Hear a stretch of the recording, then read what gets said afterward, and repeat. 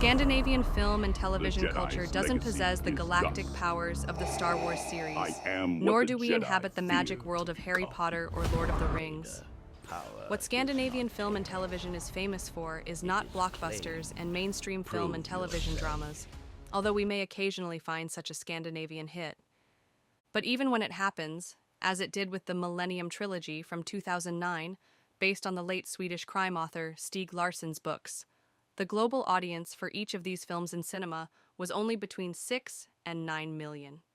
If we compare this to the average of 50 to 60 million for the US, UK films about Harry Potter, we get a feeling of the global power of American English films compared to Scandinavia.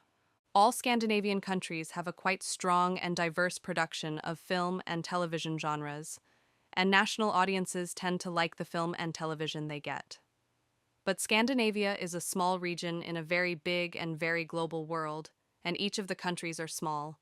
Sweden has 9.5 million inhabitants, Denmark 5.6 million, Finland 5.4 million, and Norway 4.9 million.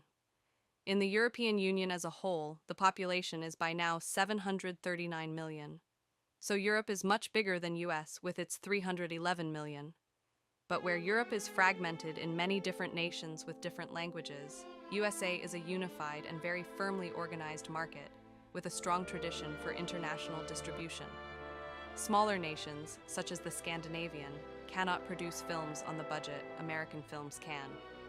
All Scandinavian countries also produce popular mainstream genres, but only the national audiences watch them.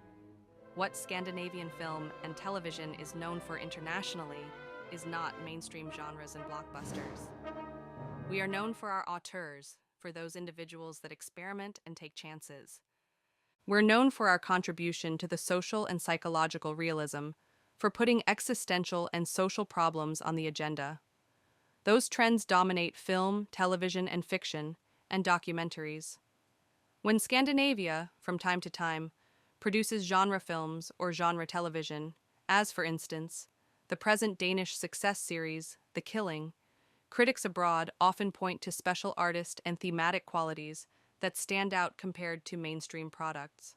A special type of Scandinavian design is often defined in connection, for instance, with architecture and furniture. Perhaps some form of Scandinavian design is also visible in the film and television products we export successfully. Scandinavian countries are characterized by being highly developed welfare states. A core value is to secure equal opportunities for all, social solidarity and security. To reach this goal, the model promotes social rights and the principle that everyone is entitled to equal access to social and health services, education, and culture. People in the Scandinavian countries pay a relatively high tax, but as a result of that, many things are free.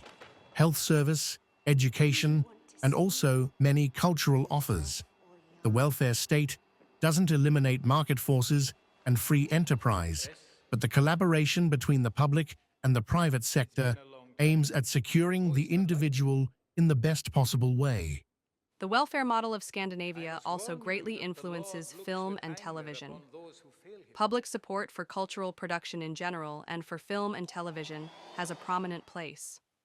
As early as 1917, Norway established a municipal public cinema system.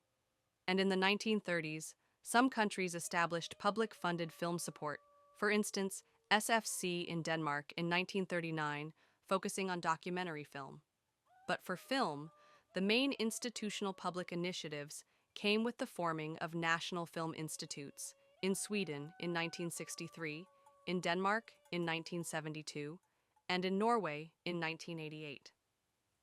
This national support for film production has been developed since to meet the new challenges from globalization. To the national support system has been added the Nordic Film and Television Fund from 1990, and the various EU support mechanisms through, for instance, Eurimages since 1988 and media programs since 1991. But why do the Scandinavian countries support film production? Well, the basic argument is that in a small country with between 5 to 10 million people, film production companies cannot survive without some public support.